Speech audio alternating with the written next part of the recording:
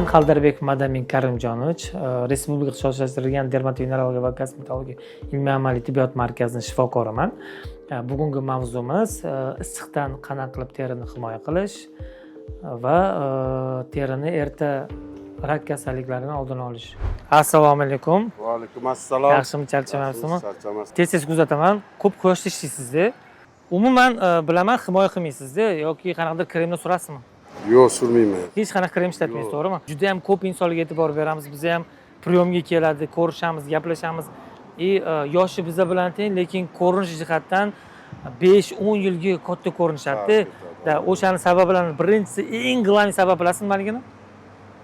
Bu quyosh. Ya'ni quyoshda yurish, ishlash, turish, o'zini himoya qilmaslik. Maksimal darajada quyoshdan o'zingizni saqlashga harakat qiling. Hozirgi kunda ko'pchilik aytadi, quyosh foydalari ham ko'p. Quyoshda yursangiz, yaxshi yurasiz, vitamin D sintez bo'ladi. Nima yana boshqa sabablarga ko'ra odam yaxshi o'sadi, ko'proq bolalarni quyoshda yurish kerak, zagar olish kerak, basseyndan keyin qanaqadir nimadan keyin cho'milishlarga borishadi-ku. Yo'q, bularni bittasi ham to'g'ri gap emas. Bittasi ham to'g'ri kelmaydi ham, sababi qancha quyoshda ko'p yuradigan bo'lsangiz, birinchidan shuncha qorayasiz, terini boyaga aytgandek vitamin D ga bo'lgan sintezi har doim ham ishlamaydi-da. Ertalabki kunning birinchi yarmida va kechqurungi kun botayotgan paytda quyoshda vitamin D sintez bo'ladi. U vaqt boshqa paytlar sintez bo'lmaydi. Faqatgina minusga o'ynaydi.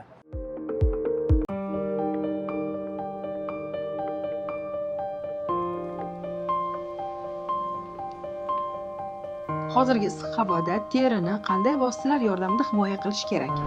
Hozirgi issiq havoda avvalambor ko'chaga chiqmaslik kerak. Birinchi navbatda, chunki aynan quyoshni urib turgan payt shu soat 1 dan 5 gacha uyda yoki qanaqa salqin joylarda o'zingizni saqlagangiz ma'qul. Agar ko'chaga chiqadigan bo'lsangiz, albatta o'zingiz bilan sonsiz защитный krem oling va surib chiqing. Quyoshdan himoya qiluvchi. Albatta bosh kiyimingiz bo'lsa, bu kepka, shlyapa, zontik yoki shu quyoshdan saqlanuvchi shunaqani o'zingiz bilan olib yursangiz bo'ladi. Shu maqsadda himoya qilamiz. Bugungi kunda kundalik SPF kremlar qanchalik terini himoya qilishga yordam beradi? SPF kremlar hozirgi kunda manimcha aptekaga kirsangiz bir 20 ga yaqinni ko'rsatadi sizga. Lekin unda ham albatta birinchi navbatda usul bo'lmasiga qarashlik kerak. Ishlab chiqaruvchi kompaniyadagi serial qattiqligini bilishlik kerak. SPFlar katta ehtimol hammasi yaxshi ishlaydi. Teringizni himoya qiladi. Albatta buning uchun qunt va hafsala qilish kerak. Surib ko'chaga chiqib ketish kerak. Bundan tashqari ertalab surib, ayrim insonlar shunaqa tushunishadi, SPF surishadi. Bo'ldi, men ertalab quyosh saqlash krem surdim, bemalol kecha yurishim mumkin. Yo'q. Bunaqa emas. Quyoshdan saqlanish kremni 2 maksimum 3 soat keyin ishlaydi.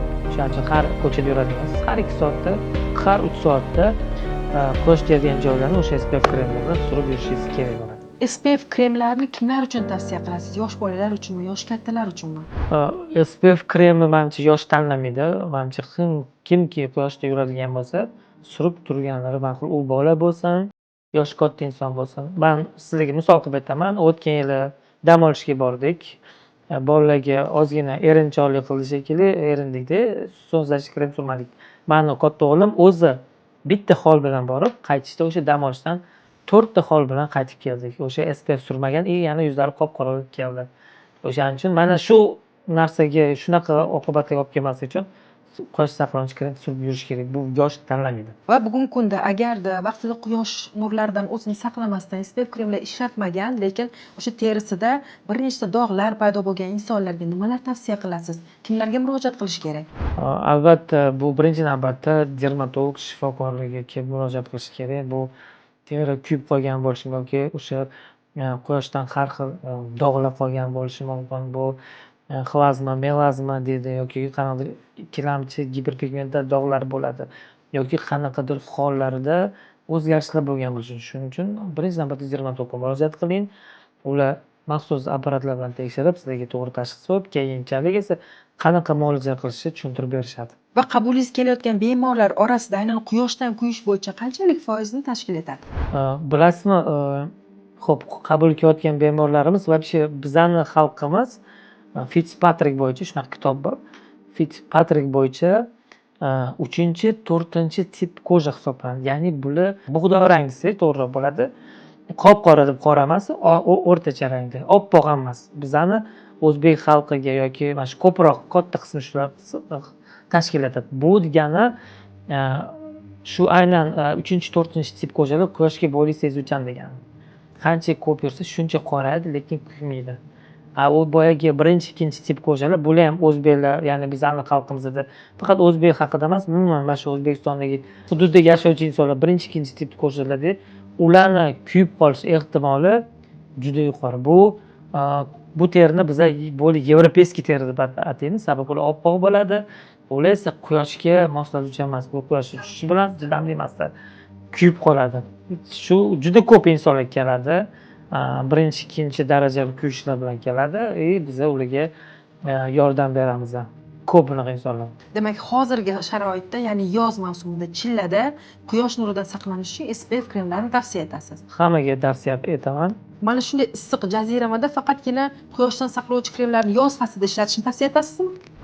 Yo'q, bizning O'zbekiston hududi va O'rta Osiyo davlatlarida 365 kunidan 330 kuni quyosh bor. O'shaning uchun uni har kuni ko'chaga quyosh bor kunlari surib yurgan tavsiya etaman. Bu faqat yoz oyida emas, qish, bahor, kuz hamma oylarda fasllarda ishlatishlar mumkin. Agarda o'sha teri bilan bog'liq muammolar bo'layotgan bo'lsa, sizga murojaat qilishsa qanday tavsiyalar berasiz? Agar shunaqa murojaat qiladigan bo'lsa, biz albatta birinchi navbatda bemorni ko'rishimiz kerak bo'ladi. Uning uchun bemor kelib, ko'rsatib, o'sha shikoyatlarni aytsalar, shundan keyin anamiz to'liq yurib, to'g'ri tashxis qo'yib, shundan keyingina biz to'g'ri направление bera olamiz. Bizning markazimizda bu uchun ishoninglar hamma sharoitlar bor. Bemalol qilamiz. Agar aqlimiz yetmasa, bo'lishi mumkin, hamma narsa kerak bo'lsa biz chet el mutaxassislarni ham o'zimizga choralaymiz. Bu Amerika Qo'shma Shtatlari bo'lsin, Yevropada shifokorlar bo'lsa, hammasi hozir bizlar bilan hamkorlashishadi. Ular bilan kerak bo'lsa konsulting qilib bemorga to'g'ri tashxis qo'yib, keyin davolashga aniq choralarni amalga oshiramiz. Assalomu alaykum, yaxshimisiz? Keling, ham soyga olib turing. Mana ko'chada yurasiz. Aynan hozir mana soat 4, kunni qizigan payt, ertalab chiqayotganda uydan qanaqadir quyoshdan saqlanish kremlar yoki faqat kepka emas, ya'ni nimadir qildingizmi o'zingizga? Savol. Yo'q, kremlar so'rilmaydi. So'rilmaydi. O'zi вообще shu haqida bilasizmi? Eshitganman, ayollarga anaqalarga so'rilishini eshitganman. Faqat ayollar quyoshdan saqlanish krem so'radi. Nima uchun ular so'rashadi? O'zligi shu quyoshdan obda urmasin deb. Asosiy sababi bu erta terini qarishini oldini oladi. O'shaning uchun ayollar bilasizmi, zaten ko'proq yashaydi-da, o'shaning uchun terini bir har xil o'nki kasalliklari bor. Aynan quyoshda ultrafiolet nurda chiqadigan. O'sha narsalar bo'lmasligi uchun ham, o'shaning uchun ham quyoshdan saqlanib yurish kerak. Mana endi sizning yoshingiz hozir nechida? Hozir 50 da. 50 da yana ham 10 yosh yoki 15 yosh ko'rinmoqchi bo'lsangiz, siz albatta quyoshdan saqlovchi malhamlardan foydalanib yurishingiz kerak. Chunki mana bu tepadagi ajinlar ko'zingizni yumib yursangiz, chunki yorug'-ku ko'cha, hamma yorug'. Shunaqa qilib yurishingiz kerak. Bu kerak narsalar. Sizdan yana bitta savol, foyda taraflarini bilasizmi quyoshdan? Quyoshdan odam foydali taraf kasal bo'lmaydi. Kasal bo'lmaydi. Kasalliklar chiqib ketadi quyoshdan. Bu mif, lekin bu isbotlanmagan mif. Chunki bu afsona gapda. Siz quyoshda ko'p yursangiz, naborot energiyasi ketadi. Odam termoregulyatsiya markazi deb odamni organizm sovutishni boshlaydi-da. Sovutgan sari terlisiz, terlaganda suvga talab bo'lgan bo'ladi. Qonni quyuq sug'urligi ham shu yerda ham o'zgaradi. Shuning uchun yosh katta insonlar quyoshda ko'p yuradigan bo'lsa, holdan tez toyib qoladi.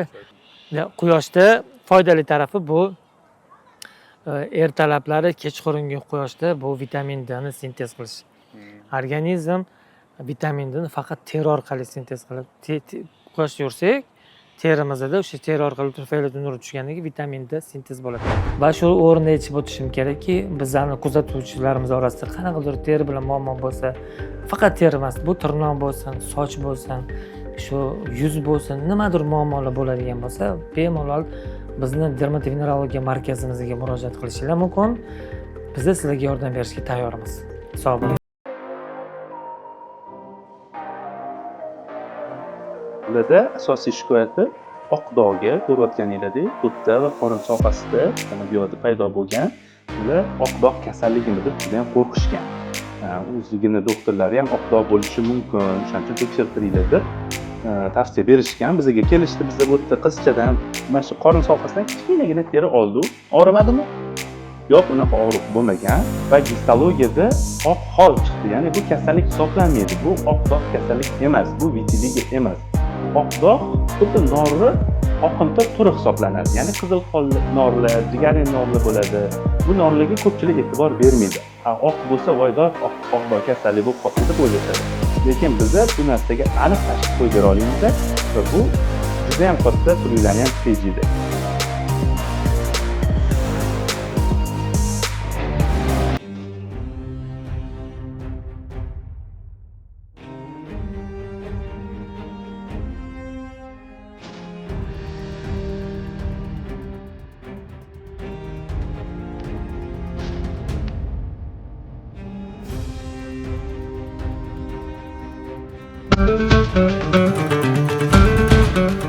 Respublika ixtisoslashtirilgan dermatovenerologiya va kosmetologiya ilmiy amaliy tibbiyot markazi O'zbekiston Respublikasining yetakchi tibbiy muassasalaridan biri bo'lib, dermatologiya, venerologiya va kosmetologiya sohalarida yuqori texnologik tibbiy yordam ko'rsatish bilan shug'ullanadi. Markaz aholiga zamonaviy va ilmiy asoslangan tashxislash va davolash usullari bilan xizmat ko'rsatadi. Shuningdek, ilmiy tadqiqotlar olib borish, kadrlar tayyorlash va malakasini oshirish, yangi innovatsion texnologiyalarni joriy etish markazning asosiy faoliyatlaridan biridir. Jumladan, markaz quyidagi yo'nalishlarda faoliyat ko'rsatadi: dermatologiya, teri kasalliklarini tashxislash va davolash; venerologiya, jinsiy yo'l bilan yuqadigan kasalliklarni davolash va profilaktika qilish; kosmetologiya, estetik muammolarni bartaraf etish, jumladan yuz va tana parvarishi bo'yicha ilg'or muolajalar; mikologiya, zamburug'li kasalliklarni aniqlash va davolash; plastik jarrohlik, tashqi ko'rinishni yaxshilashga qaratilgan jarrohlik amaliyotlari; soch ekish, soch yo'qotish muammosini hal qilish; podologiya, oyoq terisi va tirnoq kasalliklarini davolash. Markazning imkoniyatlari quyidagicha: 160 dan ortiq bemorga statsionar davolash uchun o'rinlar mavjud. Maslahat poliklinikasi bir smenada 100 nafargacha bemor qabul qila oladi. Zamonaviy laboratoriyalar, teri va jinsiy yo'l bilan yuqadigan kasalliklarni tashxislash va ilg'or texnologiyalar bilan jihozlangan. 96 nafar yuqori malakali shifokor, ulardan 13 nafari tibbiyot fanlari doktori, 23 nafari tibbiyot fanlari nomzodidir. Dermatovenerologiya va kosmetologiya markazi quyidagi innovatsion xizmatlarni taklif etadi: vitiligo kasalligida avtomelanotitlarni ko'chirish, terining rang o'zgarishiga qarshi innovatsion usul. Depigment sohasini dermabraziya, ya'ni apparat yordamida dermabraziya qilamiz va shu sohaga keyinchalik o'sha tayyor bo'lgan melanosit hujayralarimizni qo'yamiz va shu sohani maxsus materiallarimiz bor, xirurgik materiallar, o'shalar orqali yopib qo'yamiz. Shunda amaliyotdan keyin bemor qo'li sohasida joylashgan bo'lsa, bu 7 kun davomida bog'lovlar turadi. Ya'ni bemorlar hech qanaqa perevyaskalar yoki boshqa narsalar qilishlisi shart bo'lmaydi. Soch va qosh ekish, tabiiy soch tiklash, video trixodermatoskopiya, soch va bosh terini batafsil diagnostika qilish. Hozirgi kunda biz 5000 tadan ortiq soch ekish jarayonini o'tkazganmiz, hammasi muvaffaqiyatli. Asosan bemorlarimiz 70% bu o'zbekistonlik, 30% bu chet el hisoblanadi. Jinsiy a'zolar autoplazma terapiyasi, hujayralar yangilanishini rag'batlantirish. Kondilomalar, kontagiozniy mollyuskalarni davolashda ishlatiladigan uskunasidan biri hisoblanadi. Plastik va estetik jarrohlik, lazer texnologiyalari va zamonaviy jarrohlik usullaridan foydalanish. Hozir biz bemorimizda husnbuzarni davolash muolajasini o'tkazamiz. Bu ko'rib turganinglardek PGL lazer bu qon tomirlariga ta'sir ko'rsatadi, ya'ni husnbuzarga ta'sir etuvchi o'sha qon tomirlarni yallig'lanishlarini ketkazish uchun. Bundan tashqari yana propion bakteriya akneni o'ldirish uchun xizmat qiladi bu lazerimiz.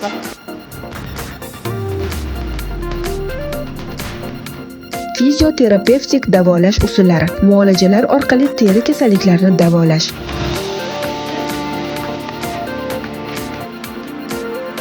Markaz o'zining yuqori malakali shifokorlari va zamonaviy tibbiy uskunalari bilan aholiga eng yaxshi tibbiy xizmatni ko'rsatishga intiladi.